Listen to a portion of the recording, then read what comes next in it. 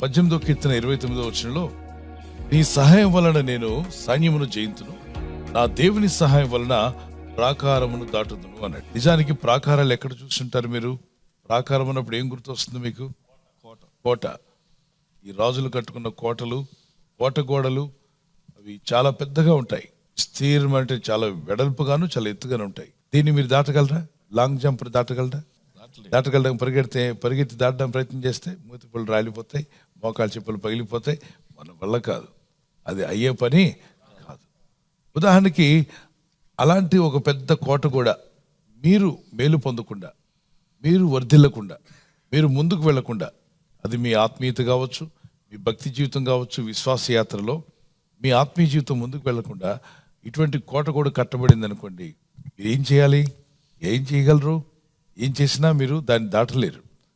మీ ఉద్యోగం, మీ వ్యాపారము, మీ కుటుంబ జీవితంలో అనేక ఆశ్చర్యాలు, అద్భుతాలు పొందుకోవాలంటే కోట కూడా దాటి వెళ్ళాలి.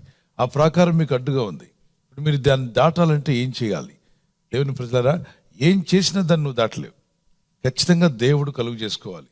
God's intervention must come. దేవుడైన ప్రభు అందులో ఇంటర్వ్యూన్ అయితేనే ఆ కార్యాలు సఫలమవుతాయి. ఇక్కడ మానవ శక్తికి మించింది ఒక వ్యక్తితో అయ్యే పని కాదు. మానవులే కట్టారు కానీ ఎన్నో ఏళ్లుగా కట్టారు. ఆ ప్రాకారం దాటుకుని అవతలకు వెళ్ళడం చాలా కష్టం. అయ్యా, దాటగలిగే కృప నాకు దయచేయమని అడగండి. ఆ లేఖనాన్ని స్క్రీన్లో చూడండి. నీ సహాయం వలన నేను సైన్యమును జయింతును, నా దేవుని సహాయం వలన ప్రాకారమును దాటుతును. మరి 2 విషయాలు చెప్తున్నాడు. దేవా, నీ సహాయం వలన సైన్యమును జయిస్తాను. యుద్ధ సైన్యాన్ని, సైన్యం అంటే పెద్ద సేన, వారిని జయించడం అంత ఈజీ కాదు. ఇతను ఏకవచనం చెప్తున్నాడు, నేను అన్నాడు, మేము అనలేదు అక్కడ. అంటే ఇతను ఒక్కడే. సైన్యం అంటే అనేక మంది ఉంటారు. సైనికుల చేతుల్లో ఏమీ ఉండవు కదండి, ఏముండవా? ఎంటీ హ్యాండెడ్గా ఉంటారా?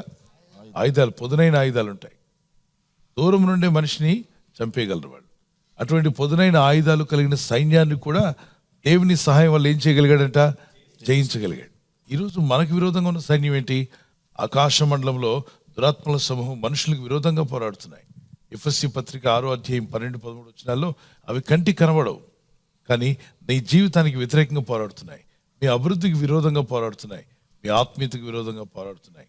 మీ విశ్వాస యాత్రలో అడ్డగించేటువంటివి పెద్ద సైన్యం. అది వాటితో పోరాడడం చాలా కష్టం. అయితే మనం పోరాడాలి. ఎలా పోరాడాలంటే ప్రార్థనలో, దేవుని దగ్గర మొరపెడుతూ ప్రార్థిస్తున్నప్పుడు దేవుని శక్తిని పొందుకొని వాటిని గద్దిస్తుంటే వెళ్ళిపోతాయి. నీ ఇంటి మీద నుండి వెళ్ళిపోతాయి.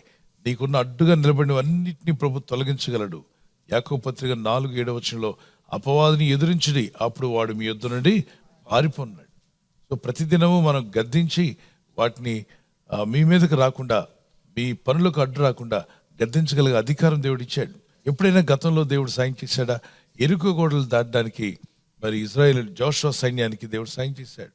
ఎరుకో గోడలు మనిషి సహాయం లేకుండా, ఎవరి చేతి సహాయం లేకుండా, ఒక ఆయుధంతో దాన్ని తట్టకుండా ముట్టకుండా ఎరుకో గోడలు, బలమైన గోడలు పలపలాని మొత్తం కుప్పగూలిపోయాయి. గోడలు కుప్పగూలిపోయాయి.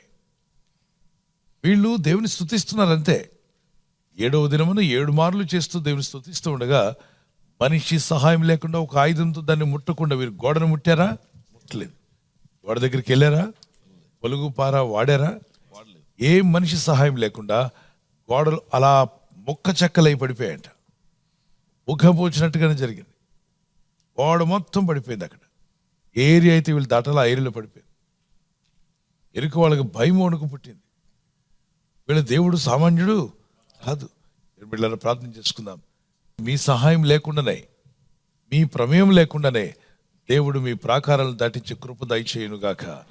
ప్రార్థన చేసుకుందాం. వాగ్దానం పట్టుకుని, ప్రభా, నాకు కూడా కొన్ని ప్రాకారాలు ఉన్నాయి. అది రోగమైన, అనారోగ్యమైన, ఆర్థిక విషయాలైనా నీ జీవితంలో నువ్వు ప్రయత్నిస్తున్న ప్రయత్నాలు సాగకుండా అనేక పలు విధాలైన అడ్లు ఆటంకాలు ఉన్నట్లయితే ఆ ప్రాకారములు దాటించే కృప నాకు దయచేయమని ప్రార్థన చేసుకుందాం. పరిశుద్ధాత్మను దర్శించండి, ఈ ఆత్మకార్యములు జరిగించండి, నీ మేలులతో నింపమని అడుగుచున్నా మా ప్రియ తండ్రి. ఆటంకముగా ఉన్న ప్రతి ప్రాకారాన్ని దాటే కృప దయచేయండి. అడ్డగిస్తున్న ప్రాకారములను దాటి ముందుకు కొనసాగుటకు, ఆత్మీయతలోను, భక్తిలోను, విశ్వాసంలోను ముందుకు సాగుటకు శక్తిని దయచేయండి. ఈ రాత్రి నెమ్మదితో పండుకొని సురక్షితంగా కాపాడబడినట్లుగా నీ అగ్ని కంచి వేసి మమ్మల్ని కాపాడండి. మీ చిత్తములో కొనసాగే కృప అందరికీ దయచేయమని యేసుక్రీస్తు ప్రశస్త నామములో వీరందరికీ చక్కని నిద్ర దయచేసి తెల్లవారు లేచి కృపను మాకిమ్మని క్రీస్తు నామములో అడిగి వేడుకుంటున్నాం మా పరలోక తండ్రి. ఆమేన్. ఆమేన్. ఈ వాగ్దాన్ని మీతోనే ఉంచుకోకుండా లైక్ చేయండి, షేర్ చేయండి. అనేకులు ఈ యొక్క ఛానల్ సబ్స్క్రైబ్ చేసుకోమని తెలియపరచండి. సబ్స్క్రైబ్ చేయని వారు కూడా సబ్స్క్రైబ్ చేయండి. Good night. God bless you.